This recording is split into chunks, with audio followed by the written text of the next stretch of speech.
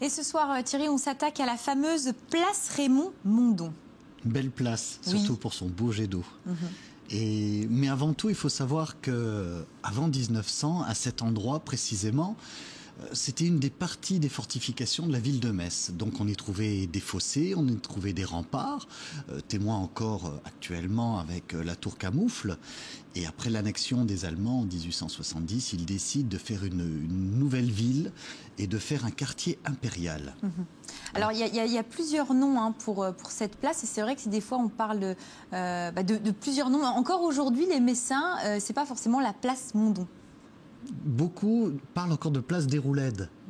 On est encore resté sur ce nom du poète, auteur, romancier qui était affecté au corps militaire de l'Est lors des combats de 1870. C'est Paul Déroulède, et aujourd'hui, eh bien, on perpétue le souvenir de Raymond Mondon, donc qui était maire de Metz de 1947 à 1970.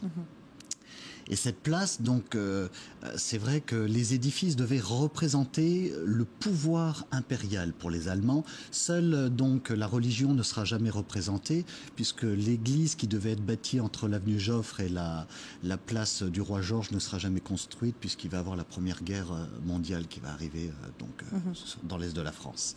Et c'est aussi une place qui cache une anecdote assez cocasse, je dirais, puisque c'était à la fois un lieu où on pouvait nager et où on pouvait danser.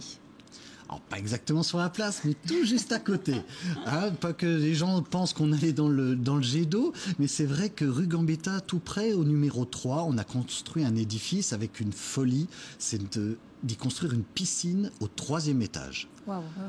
En 1900, construire une piscine au 3e étage, une piscine quand même de 25 mètres sur 15. Et je suis sûr que de nombreux Messins ont dansé sur cette piscine, ou plutôt sur son plancher une fois qu'elle ne servait plus. Il faut savoir que c'est devenu un dancing dans les années 60-70, qui va donc fermer en 1977. Et donc les Messins, je suis sûr, certains ne savaient pas que sous leurs pieds se trouvait une piscine au 3e étage de ce bâtiment de la folie de construction de deux architectes du XXe siècle. Merci Thierry.